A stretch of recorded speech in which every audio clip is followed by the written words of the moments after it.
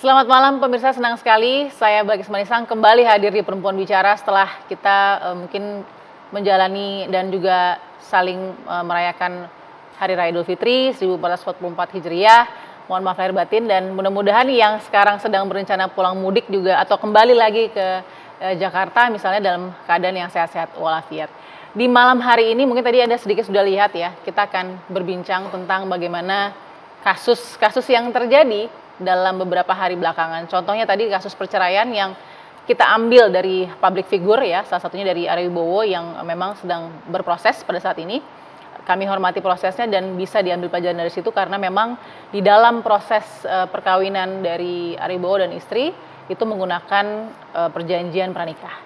Nah, setelah itu ada cerita tentang musisi Virgon yang mungkin juga sedang Anda ikuti. Ini ketahuan melakukan selingkuh ya dari istrinya, dan perselingkuhan ini pun dibongkar oleh istrinya sendiri dan membuat perjanjian juga, tapi ini perjanjian yang terjadi pasca pernikahan karena ada satu kejadian itu atau satu atau dua atau tiga saya tidak tahu ya, ini masih diproses gitu ya, tentang perselingkuhan. Nah, ada perjanjian pranikah dan perjanjian pasca nikah. Jadi pertanyaannya bagaimana menarik benang merah?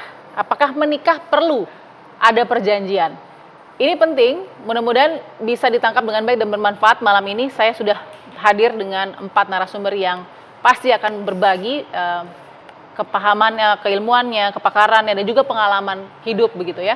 Saya perkenalkan yang pertama ada Ibu Ustazah Yati Priyati, Komisi Dakwah dari MUI. Assalamualaikum Ustazah Yati. Waalaikumsalam Mbak Balki, sehat ya? Sehat, Alhamdulillah. Nah, sehat ya Ustazah. Semangat nih ya. Iya, semangat nih, kita bicara perjanjian soalnya dalam pernikahan. Oke, yang kedua saya sapa ada Ibu Rostin Ilyas, aktivis keluarga.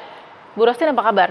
Alhamdulillah sehat, selalu sehat, harus sehat. Alhamdulillah, terima kasih Bu Rostin sudah hadir. Dan di sebelah kiri saya ada Ibu Elsa Syarif, praktisi hukum kita yang hadir malam hari ini. Ibu Elsa apa kabar?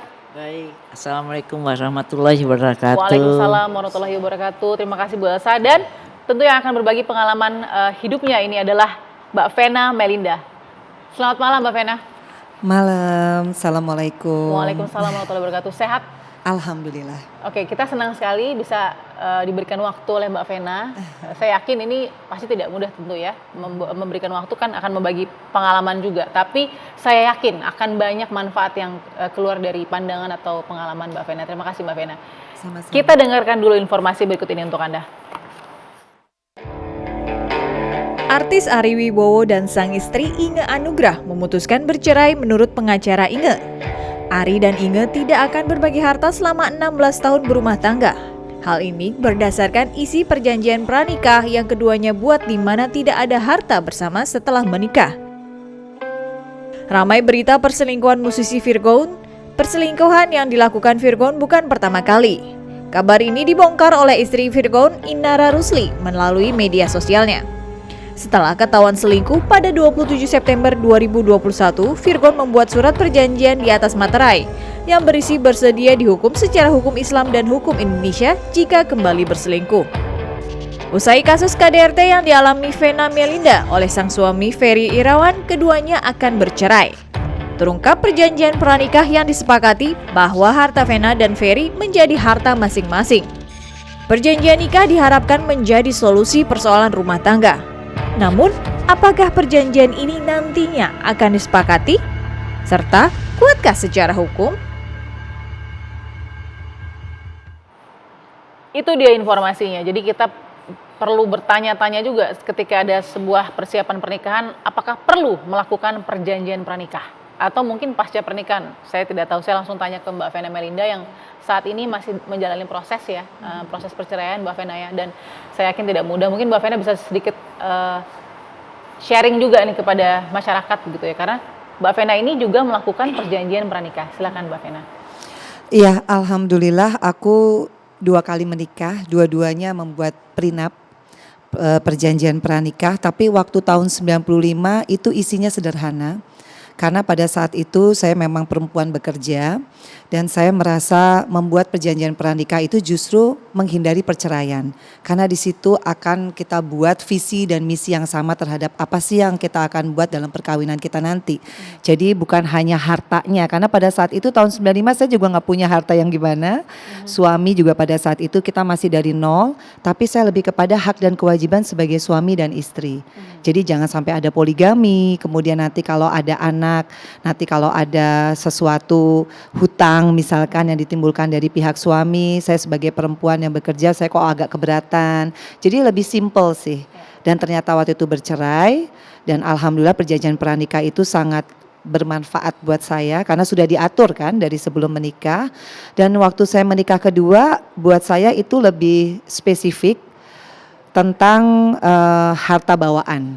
Jadi karena pada saat saya menikah setahun yang lalu saya punya beberapa aset yang saya pikir dari awal kalaupun saya menikah saya ingin pisah harta dan itu sudah di approve sama suami saya, Ferry. Jadi nggak ada masalah karena perjanjian pranikah itu kesepakatan. Jadi nggak ada anggapan bahwa kalau kita bikin perjanjian pranikah itu transaksional, itu pemaksaan. Enggak, karena kita buat di notaris. Jadi harus di depan notaris. Artinya sampai itu sah pun kan ada waktu kan 2 bulan untuk kita pelajari draftnya, kemudian dari pihak suami maunya seperti apa, saya sebagai istri maunya seperti apa. Jadi sebetulnya buat saya perjanjian pranikah itu sangat melindungi legalitas kita masing-masing sebagai suami dan istri. Buat saya sih seperti itu. Tapi yang saya sayangkan saya nggak kepikir memasukkan pasal KDRT ya. Mestinya saya masukin. Jadi itu tidak masuk pasal KDRT. Ya karena nggak kepikir kalau kita menikah masa sih apalagi kayak saya gitu yang 9 tahun udah single mom, kok saya masih bisa ya di KDRT. Tapi ya nggak tahu ya, itu pembelajaran buat kita semua bahwa ternyata perjanjian pranikah bukan hanya masalah pemisahan harta, utang piutang, kemudian masalah poligami, masalah pengasuhan anak, nanti kalau ada perceraian atau kematian anak kepada siapa, warisan, tapi lebih daripada itu sebenarnya ini adalah kesepakatan. Kita mau menikah tuh apa sih visi misinya? Kita cantumkan semua dan di depan notaris, dan notaris itu kan independen, dia akan menerima masukan dari suami dan istri. Jadi nggak usah khawatir sih sebetulnya. Di gitu. dalam perjanjian pranikah itu semua poin harus berdasarkan persetujuan. Betul. Ada nggak ketika dibicarakan poin-poinnya misalkan dengan Mas Ferry gitu ya, yang tidak disetujui oleh Mas Ferry? Enggak, karena kan kita ngobrol dulu. Kita ngobrol dan dia semuanya approve. Cuma saya bilang masalah KDRT aja saya lupa masukin, masalah poligami saya masukin, masalah pemisahan harta, hutang piutang saya masukin semua, warisan itu harta bawaan masing-masing warisan ya, kalau nggak ada perjanjian yang berubah seperti hibah dan lain sebagainya itu tetap masing-masing ya, hak masing-masing. Apa gitu. yang dirasakan setelah sekarang berproses, tapi tahu bahwa sudah punya safety net saya bisa katakan perjanjian pranikah, dampaknya buat psikologisnya Mbak Vena apa? Kalau perjanjian pranikahnya mungkin saya sih udah done ya, karena udah masuk semua masalah harta benda, hutang piutang, warisan dan lain sebagainya. Mungkin KDRT ya sebagai salah satu menurut saya mungkin bagi penonton juga kalau yang mau menikah KDRT penting juga kali. Sehingga kalau kita masukkan itu sebagai satu warning bagi suami karena dia sudah pernah komit, dia tidak akan KDRT. Sama seperti kita masukkan poligami, bahwa dia sudah berjanji tidak akan poligami. Itu kan sebagai acuan kita bersama sebetulnya. Kalau mungkin ya. Gitu. Kalau seandainya bisa memutar waktu sedikit, gitu ya, 1 tahun lalu, mohon maaf, Mbak Vena, terbayang nih pasal KDRT. Bunyinya akan seperti apa sih yang Mbak Vena harapkan dengan pelajaran saat ini? Nih sama Bu Elsa. Maksudnya dengan pelajaran yang sudah didapatkan, kira-kira akan dimasukkan seperti apa? KDRT itu orang masih punya paradigma KDRT itu adalah aib. Sehingga kalau aib itu orang mau sampai cacat atau tiba-tiba ya let's say dia meninggal. Kalau udah meninggal siapa yang mau mengungkap? Karena KDRT itu kan privacy. Hanya suami dan istri aja yang tahu dan Allah yang pasti. Tapi pasal 55 Undang-Undang PDKDRT kan sudah menyebutkan siapa sih pembuktian KDRT seperti apa sih? Hanya 2, saksi. Saksi itu siapa? Ya korban itu sendiri. Kedua visum dan saya sudah melakukan itu semua. Tapi ada konsekuensi.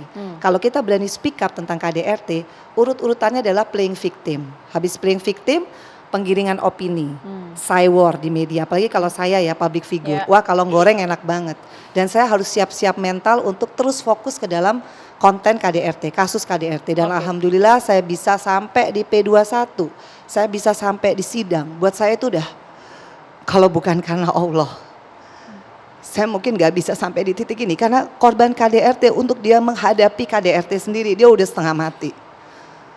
Bisa dibalik kan faktanya. Apa yang saya alami 3 bulan kan saya dibalik faktanya. Tapi buat saya yakin Allah itu udah qadarullah saya. Saya harus bisa kuat supaya saya bisa. Ini jadiin pembelajaran buat kita semua.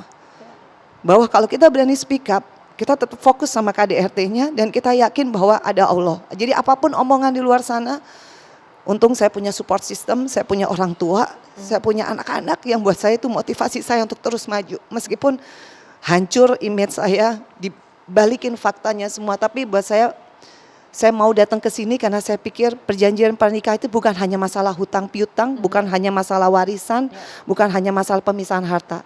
Itu nggak ada artinya kalau tiba-tiba kita di KDRT dan nggak semua korban KDRT beruntung kayak saya masih bisa selamat. Masih bisa speak up, masih bisa bikin laporan polisi, masih bisa ingat semuanya runut tanpa bikin BAP sendiri, nggak pakai lawyer pada saat itu. Jadi saya rasa penting banget isu ini. Kita lengkapi lah apa yang menjadi hak kita. Kita kan perempuan menikah tuh ingin bahagia, bukan ingin konyol gitu. Jadi kalau buat saya perjanjian pranikah bukan sesuatu yang selalu berhubungan dengan materi, tapi hak dan kewajiban masing-masing. Visi misi apa sih yang mau kita usung kalau kita menikah, itu jauh lebih penting ketimbang harta benda. Karena pada saat saya bikin perjanjian pranikah tahun 95, saya nggak masukin harta benda karena saya nggak punya apa-apa. Tapi semua orang kan pasti punya kepentingan ya, kebutuhan. Jadi saya rasa ya ini wajib kita sosialisasikan supaya merubah image bahwa perjanjian pranikah itu bukan sesuatu hal yang tabu. Sama seperti kita kalau speak up tentang KDRT gitu. Mbak Vena, terima kasih sudah dengan sangat berani mengungkap dan mengulang sedikit ya apa yang dilakukan dan masih berjalan sampai sekarang prosesnya. Kita akan tanya, mudah-mudahan lancar. Kita akan tanya kepada 3 pakar yang sudah ada di kiri kanan saya setelah satu ini.